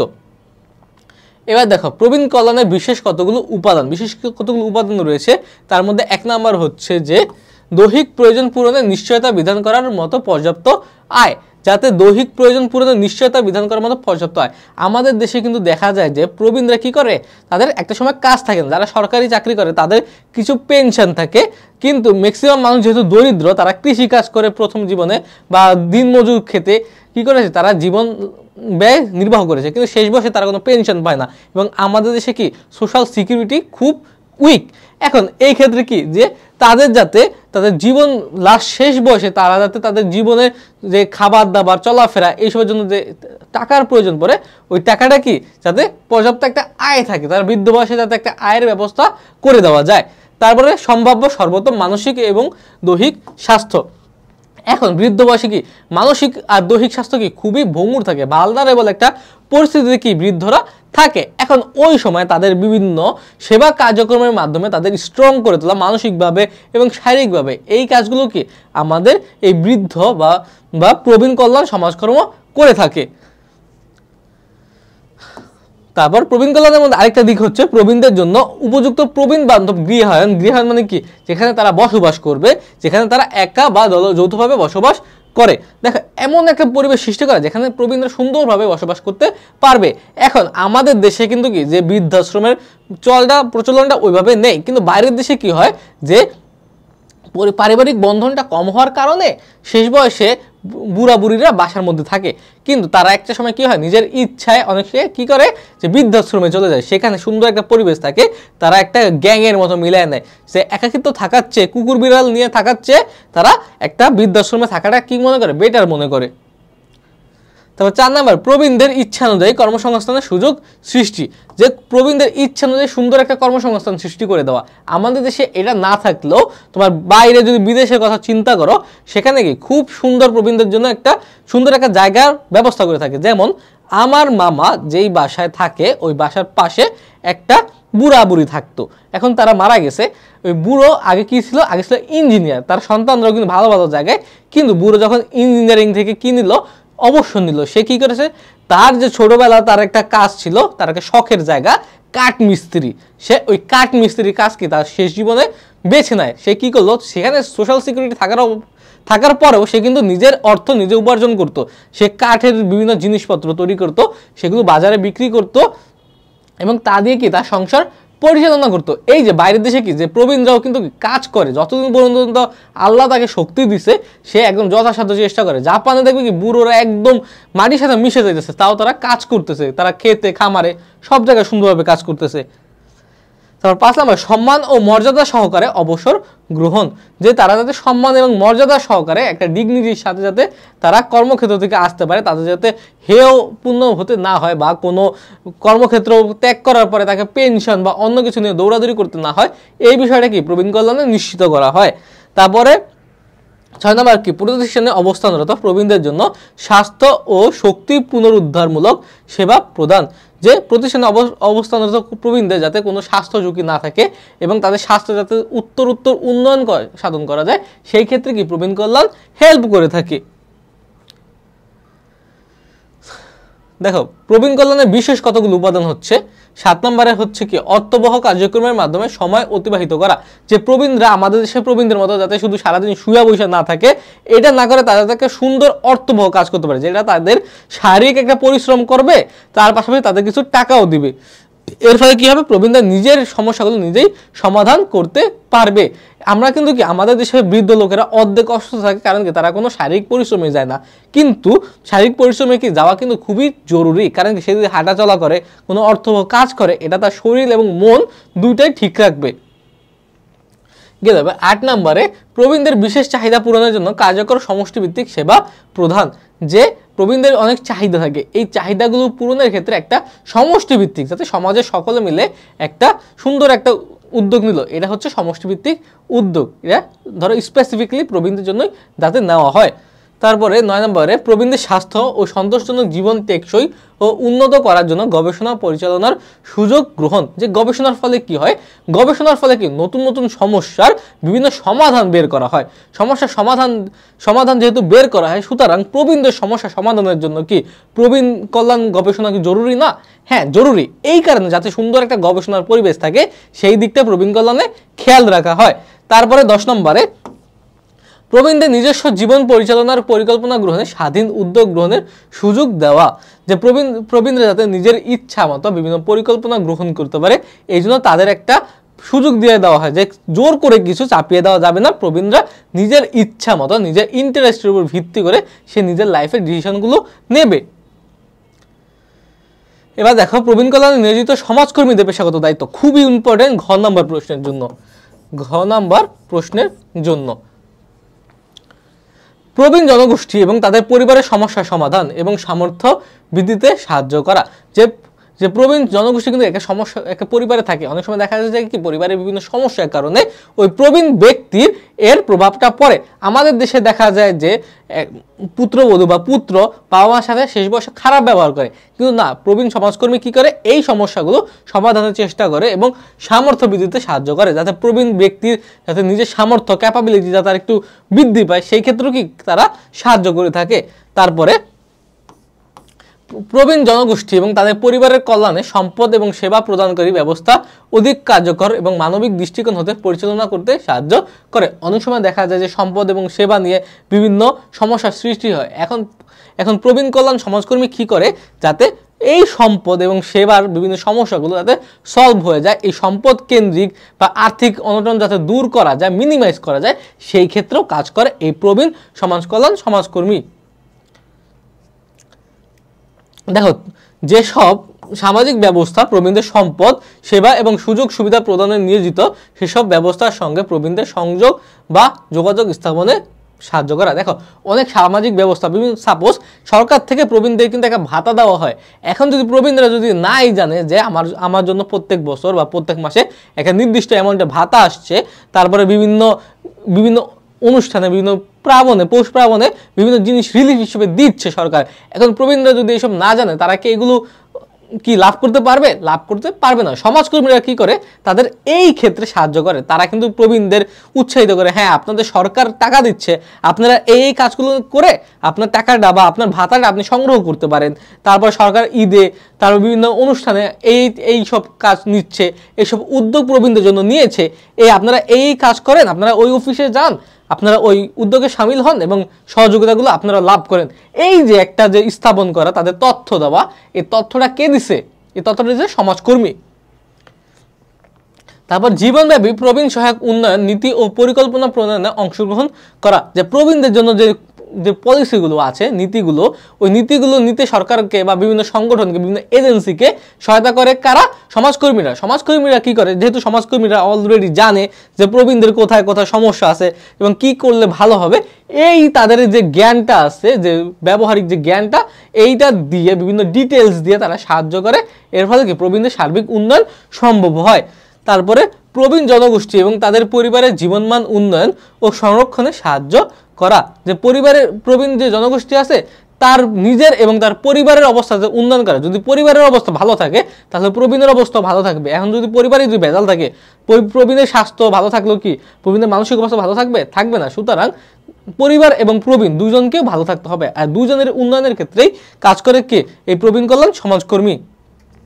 তারপর প্রবীণদের দৈহিক ও আবেগীয় কল্যাণে প্রতিবন্ধক হিসেবে যেসব দৈহিক, মানসিক, সামাজিক, পারিবারিক, সাংস্কৃতিক, নৃতাত্ত্বিক, বর্ণগত, সাংগঠনিক এবং সামাজিক উপাদান নেতিবাচক প্রভাব বিস্তার করে, সেগুলো দূরীকরণের প্রয়োজনীয় ব্যবস্থা গ্রহণ করে, যাতে প্রবীণদের কল্যাণে যেসব উপাদান কি করে, হিন্ডারেন্স বা বাধা সৃষ্টি করে, ওই বাধাগুলো ইরাডিকেট করতে বা উতরায় ফেলতে সাহায্য করে কারা? এই প্রবীণ কল্যাণ সমাজকর্মীরা। প্রবীণ কল্যাণ সমাজকর্ম যেসব ক্ষেত্রে প্রত্যক্ষ হস্তক্ষেপ করে, সেগুলো হলো প্রবীণদের আত্মমর্যাদা, মানে কি সরাসরি কাজ করে প্রবীণদের আত্মমর্যাদার ক্ষেত্রে, আত্মনিয়ন্ত্রণ ক্ষেত্রে, ব্যক্তিগত পরিপূর্ণতা জোরদারের ক্ষেত্রে, যে প্রবীণরা যাতে নিজেদের আরো কি করতে পারে, নিজেরা নিজেদের লাইফকে আরো সুন্দর করতে পারে, ওইদিকে জীবনমান উন্নয়নে সর্বোচ্চ পর্যায়ে কর্ম ক্ষমতা, তাতে সর্বোচ্চ লেভেল পর্যন্ত তারা কি করতে পারে, কাজ করে নিজের অর্থ উপার্জন করতে পারে। তারপর প্রবীণ বান্ধব পরিবেশে জীবনযাপন এবং সমস্যা মোকাবেলা ও সমস্যা সমাধানে সামর্থ্য শক্তিশালীকরণ। এখন দেখো, প্রবীণদের সামাজিক ভূমিকা পালন সামর্থ্য জোরদার করার লক্ষ্যে প্রবীণদের সমস্যা চিহ্নিতকরণ থেকে সমস্যা সমাধান পর্যন্ত বিভিন্ন পর্যায়ে সমাজকর্মীরা বিশেষজ্ঞের ভূমিকা পালন করতে পারেন।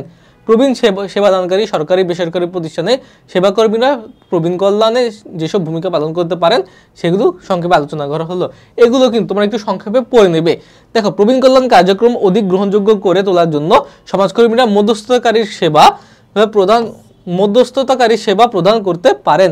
সব সমাজে প্রবীণদের জন্য কোনো না কোনো ধরনের প্রবীণ সেবা কার্যক্রম বাস্তবায়িত হচ্ছে। এই যে দেখো, আমি কি বললাম, এই দিকটা আমি বললাম যে প্রত্যেক সমাজে প্রবীণদের জন্য কোনো না কোনো উন্নয়নমূলক কাজ হচ্ছে, কিন্তু যদি প্রবীণরা ওইসব ব্যাপার নাই জানে, তাহলে কি এগুলো যতই কার্যক্রমগুলো করা হোক না কেন, প্রত্যেকটা প্রবীণকে এটা সুযোগ সুবিধা পাবে না। এখন এই যে ওই সার্ভিস সেবা এবং প্রবীণদের মধ্যে মধ্যস্থতাকারীর ভূমিকা কে পালন করে? সমাজকর্মী। সমাজকর্মী কি করে? ওই সার্ভিসটা প্রবীণদের নিকট পৌঁছে দেয়। এখানে এটাই বলা হয়েছে, সেবা পাবার যোগ্য প্রবীণদের সমস্যা কাটিয়ে ওঠার ক্ষেত্রে পেশাদার সমাজকর্মীরা মধ্যস্থতাকারীর ভূমিকা পালন করতে পারেন। প্রবীণ কল্যাণ সমাজকর্মীদের অন্যতম গুরুত্বপূর্ণ ভূমিকা হলো কেস ম্যানেজমেন্ট। প্রবীণ সেবা একটি দীর্ঘস্থায়ী কার্যক্রম। বিভিন্ন এজেন্সি এবং পেশাদার ব্যক্তিগণ প্রবীণ সেবায় নিয়োজিত। কেস ম্যানেজমেন্ট এমন একটি প্রক্রিয়া যার মাধ্যমে সেবা গ্রহীতার পক্ষে বিভিন্ন সামাজিক এজেন্সি প্রদত্ত সেবা গ্রহীতার প্রয়োজন নির্ণয়ের ভিত্তিতে সেবা পরিকল্পনা, অনুসন্ধান এবং পরিবীক্ষণ করা হয়। দেখো, কেস ম্যানেজমেন্ট এমন একটা ব্যাপার যেখানে কি করে, যে একটা সমাজে বিভিন্ন ব্যক্তি কিন্তু একই সমস্যা দ্বারা কি হয়, আক্রান্ত হতে পারে। এখন এই সকল সমস্যা এজেন্সি কি করে?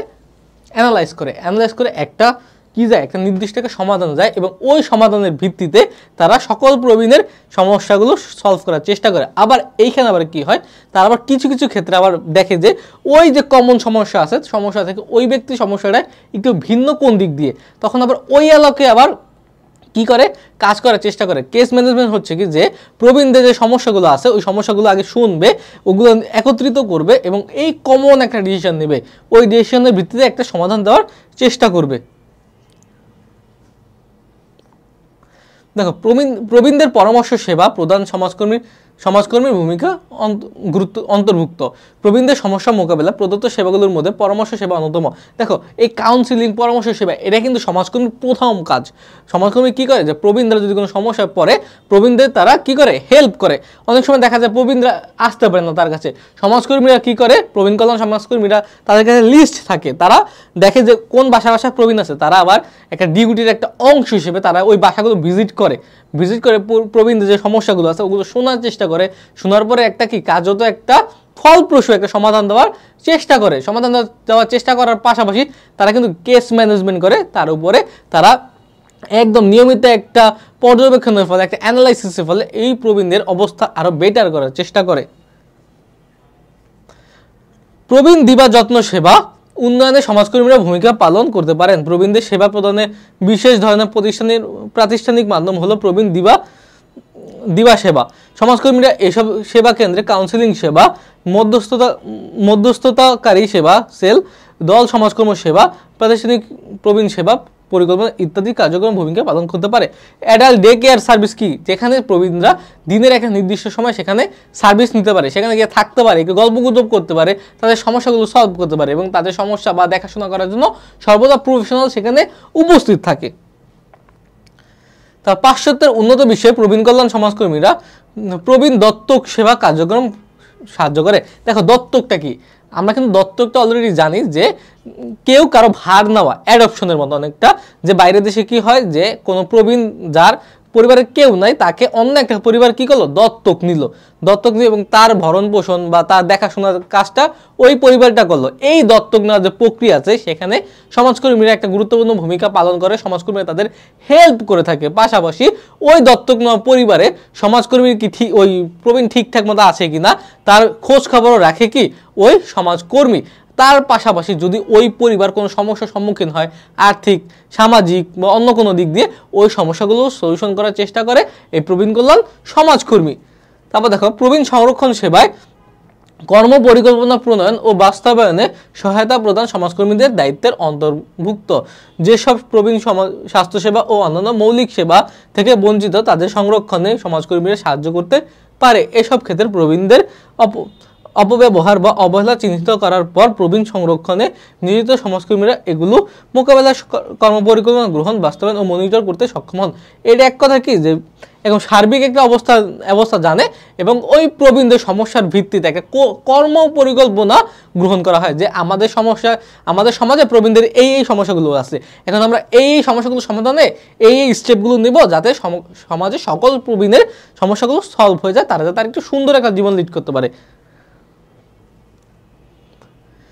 দেখো, হাসপাতাল এবং নার্সিং হোমে প্রবীণ বান্ধব সমাজসেবা প্রদানের সমাজকর্মী তাদের পেশাগত জ্ঞান এবং দক্ষতা প্রয়োগ করতে পারেন। দেখো, হাসপাতালে এবং নার্সিং হোমে সবচেয়ে বেশি কারা যায়? প্রবীণরা। তাদের বার্ধক্যজনিত কারণে কি তাদের কিন্তু যেতে হয়। এখন এই হাসপাতালে প্রবীণরা তাকে সুস্থ একটা চিকিৎসা পায় এবং তাদের সকল বিষয় যাতে ঠিকঠাকভাবে পরিচালিত হয়, এই ক্ষেত্রে তাদের সাহায্য করে প্রবীণ কল্যাণ সমাজকর্মীরা। প্রবীণ কল্যাণ সমাজকর্মীরা তারা পাশাপাশি দেখে যে তারা হসপিটাল থেকে আসার পরে যে পুনর্বাসন প্রক্রিয়া আছে, ওই পুনর্বাসন প্রক্রিয়াটা কি ঠিকঠাক মতো হচ্ছে কিনা, তারা কি পরে যাতে এই রোগটার আবার পুনরাবৃত্তি না হয়, এই পুরো ব্যাপারটা তারা খেয়াল রাখে। তারপর প্রবীণ কল্যাণ নীতি প্রণয়নে দেখো, প্রত্যেকটা সমাজে কিন্তু এজেন্সি, তারপর সরকার প্রবীণদের জন্য অনেক নীতি বাস্তবায়ন করে থাকে। আগে নীতি গ্রহণ করে, তারপর ওই নীতিগুলো বাস্তবায়ন করে থাকে।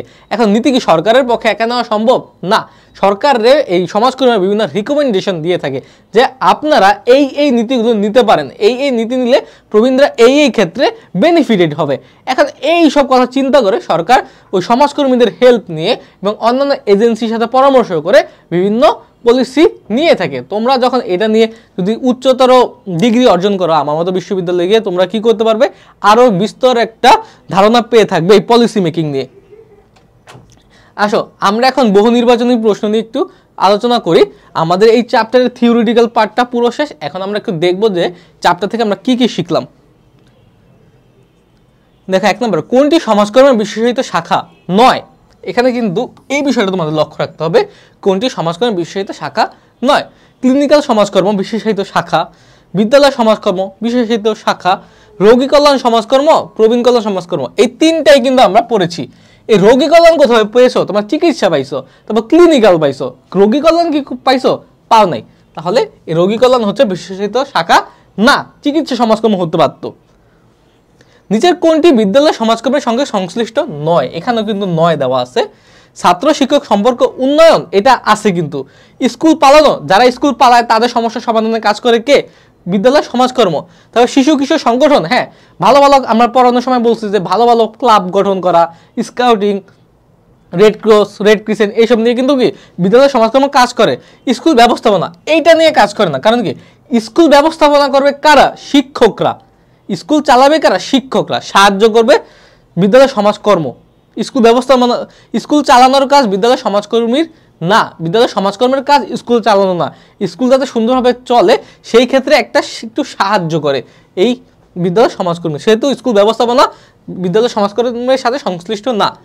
মানসিক স্বাস্থ্য কেন্দ্রের সঙ্গে নিচের কোন শাখাটি প্রত্যক্ষভাবে সংশ্লিষ্ট? এই যে মানসিক স্বাস্থ্য কেন্দ্রের সাথে কোন শাখাটি, এই যে দেখাও লাগবে না, সাইকিয়াট্রিক সমাজকর্ম মানসিক স্বাস্থ্য কেন্দ্রে পরিচালিত হয়।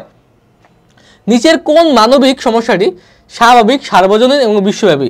আমরা কিন্তু পড়েছি স্বাভাবিক, সার্বজনীন এবং বিশ্বব্যাপী হচ্ছে প্রবীণ জনসংখ্যা সমস্যা। এটাও কোনো অপশন দেখারই প্রয়োজন পড়বে না, আমরা একটু আগে পড়েছি, এটা সরাসরি বইয়ের লাইন।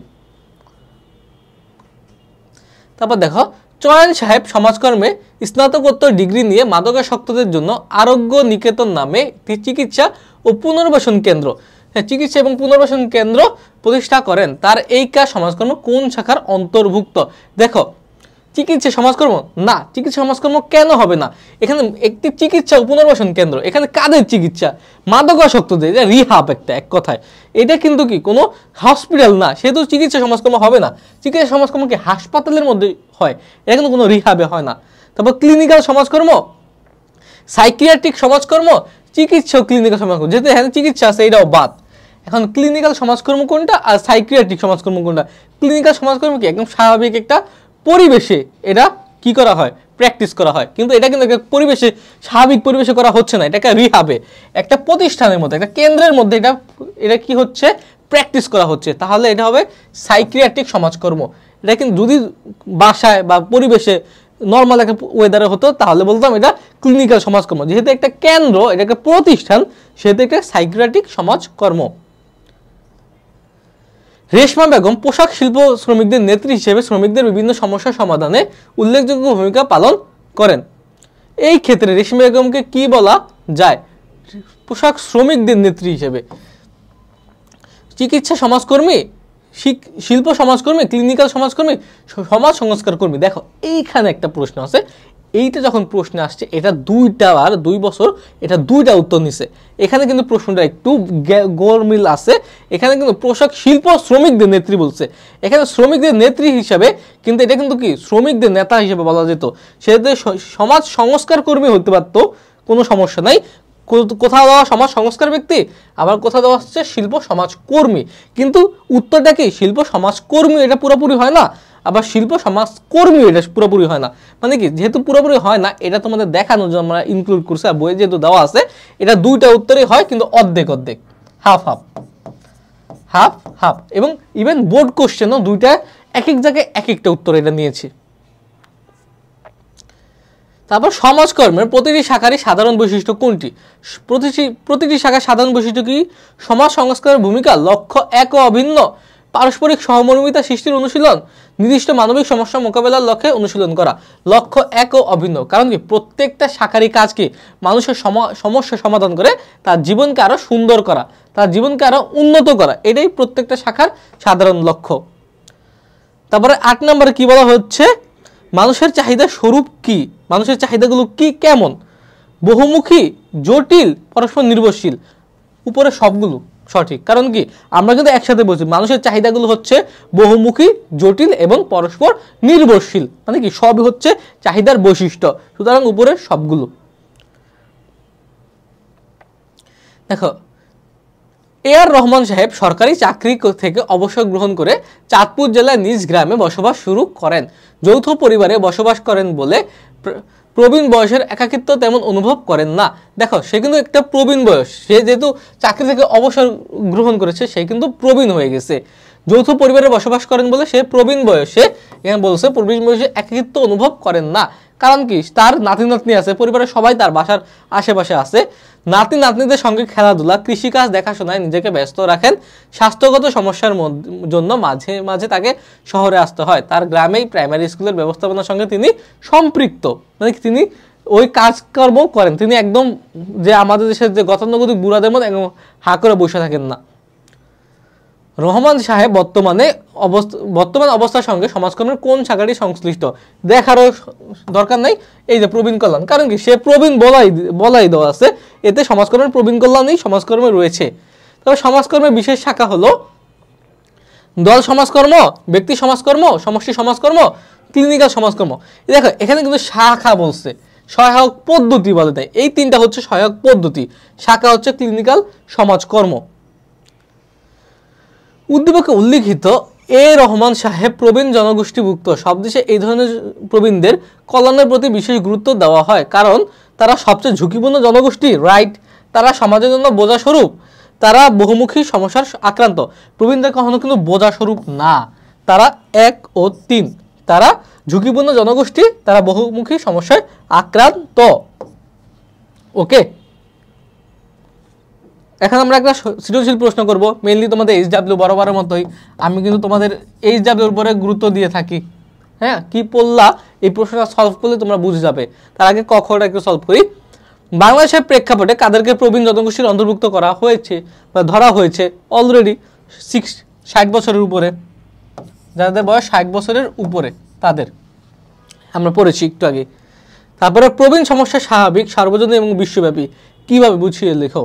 কেন প্রবীণ সমস্যা একটা স্বাভাবিক, সর্বজনীন মানে কি সবার জন্য এবং বিশ্বব্যাপী? কারণ কি সারা বিশ্বে প্রবীণ আছেই, প্রবীণ ছাড়া কোনো দেশ নাই।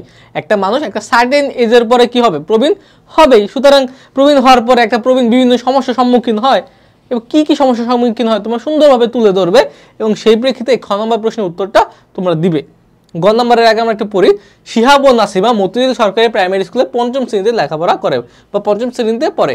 তাদের দাদা অবসরপ্রাপ্ত, দাদা যেহেতু অবসরপ্রাপ্ত অবশ্যই প্রবীণ, অবসরপ্রাপ্ত সরকারি কর্মকর্তা মতলুব সাহেব তাদেরকে বিদ্যালয়ে আনা নেওয়ার দায়িত্ব পালন করেন। কিন্তু বয়সের ভারে মাঝে মাঝে সে শারীরিকভাবে অসুস্থ অথবা মানসিক অবসাদগ্রস্ত হয়ে পড়েন। যে প্রবীণরা কি কি সমস্যা ফেস করে এখানে কিন্তু সেটা তুলে ধরছে। তারপর এতে করে শিহাব ও নাসিমার স্কুলে যাওয়া আসা বিঘ্নিত হয়। শিহাবের বাবা বিষয়টি লক্ষ্য করেন, তিনি তার বাবার সমস্যা বুঝতে চেষ্টা করেন যে তার বাবা কি কি সমস্যা ফেস করছে প্রবীণ বয়সে। তিনি বিভিন্নভাবে পর্যালোচনা করে দেখেন যে প্রবীণদের এই ধরনের সমস্যা থাকাটা স্বাভাবিক। মানে কি, প্রবীণ হলে যে শারীরিক অসুস্থ থাকবে, অবসাদগ্রস্ত ফিল করবে, এটা স্বাভাবিক। তাদের পছন্দের কাজে ব্যস্ত রাখতে পারলে এই ধরনের সমস্যা অনেকটাই দূর করা সম্ভব। এখন কিন্তু সলিউশন বলছে যে পছন্দের কাজে ব্যস্ত রাখতে পারলে এই সমস্যাটা সলভ করা যাবে। তিনি জানেন যে তার বাবা পড়াশোনা করতে ভালোবাসেন, তাই তিনি বাড়িতে ছোটখাটো একটা পাঠাগার মতো করে দেন। এরপর থেকে পড়াশোনার মাঝে প্রবীণ বাবার সময় ভালোই কাটতে থাকে। যে তার বাবা কি কি সমস্যা ফেস করছে প্রবীণ বয়সে এবং এর সমাধানও কিন্তু বলে দিছে। এখন গ নম্বরে, উদ্দীপকে বর্ণিত মতলুব সাহেবের জন্য তার পুত্র কর্তৃক গৃহীত ব্যবস্থা সমাজকর্মের একটি বিশেষ শাখা প্রতিনিধিত্ব করে। তার পুত্র কর্তৃক গৃহীত ব্যবস্থা কি? এই যে তার পুত্র যে লাইব্রেরির ব্যবস্থা করেছে, এটা হচ্ছে প্রবীণ কল্যাণ। এক কথায় সমাজকর্মের প্রবীণ কল্যাণ সমাজকর্ম। এই বোঝাই যাচ্ছে যেহেতু তার বাবা প্রবীণ, এখানে তো ভাবারও কথা নেই। আমি কিন্তু এই কারণে বলছি যে এই সৃজনশীলগুলো হচ্ছে সবচেয়ে সহজ এখান থেকে অ্যান্সার করা, এবং খুব সহজে তুমি ঢালাভাবে লিখলি নাম্বার, এর চেয়ে সহজ আর কিছু নাই। তারপর প্রবীণ কল্যাণে সমাজকর্মীর ভূমিকা বিশ্লেষণ করো। এই যে ভূমিকা বা গুরুত্ব, সমাজকর্মী প্রবীণদের জন্য কি কি করে থাকে আমরা কিন্তু এতগুলো পড়ছি। শুধু প্রবীণ কল্যাণের ক্ষেত্রে না, আমরা চিকিৎসা, তারপর সাইকিয়াট্রিক, শিল্প, প্রত্যেকটা ক্ষেত্রে সমাজকর্মীর গুরুত্ব ঘ নাম্বারে মাস্ট আসবেই। গুরুত্বটা মাস্ট আসবেই, কোনো ইয়ে নাই। সেহেতু আমাদের গুরুত্ব বা পুরো টপিকটা কি, পুরো চ্যাপ্টারটা আমাদের একদম শেষ করে ফেলতে হবে। তোমরা সুন্দরভাবে পড়ে শেষ করে ফেলো। দেখো আমাদের কিন্তু দ্বিতীয় চ্যাপ্টারও শেষ হয়ে গেল, কিন্তু শেষ কি এখানেই শেষ না, তোমাদের কিন্তু এখন বাসায় এটা বারবার প্র্যাকটিস করা লাগবে, যাতে তোমরা সুন্দর মতো পরীক্ষায় এটা অংশগ্রহণ করতে পারো। এখানে পড়লে, বই পড়লে না, জাস্ট ভিডিও দেখে রেখে দিলে না, এটা কিন্তু কোনো পড়ালেখার মধ্যে পড়ে না। আলটিমেটলি এটা কিন্তু কি করবে, তোমরা ভুলে যাবে। এই কারণে বারবার প্র্যাকটিসের উপরে থাকতে হবে। এর ফলে আশা করি তোমাদের কোনো সমস্যা হবে না। তাহলে আজকের ক্লাসটা এই পর্যন্তই থাকলো, পরবর্তী ক্লাসে আবার দেখা হবে। তোমরা সবাই সুস্থ থাকো, ভালো থাকো। আসসালামু আলাইকুম।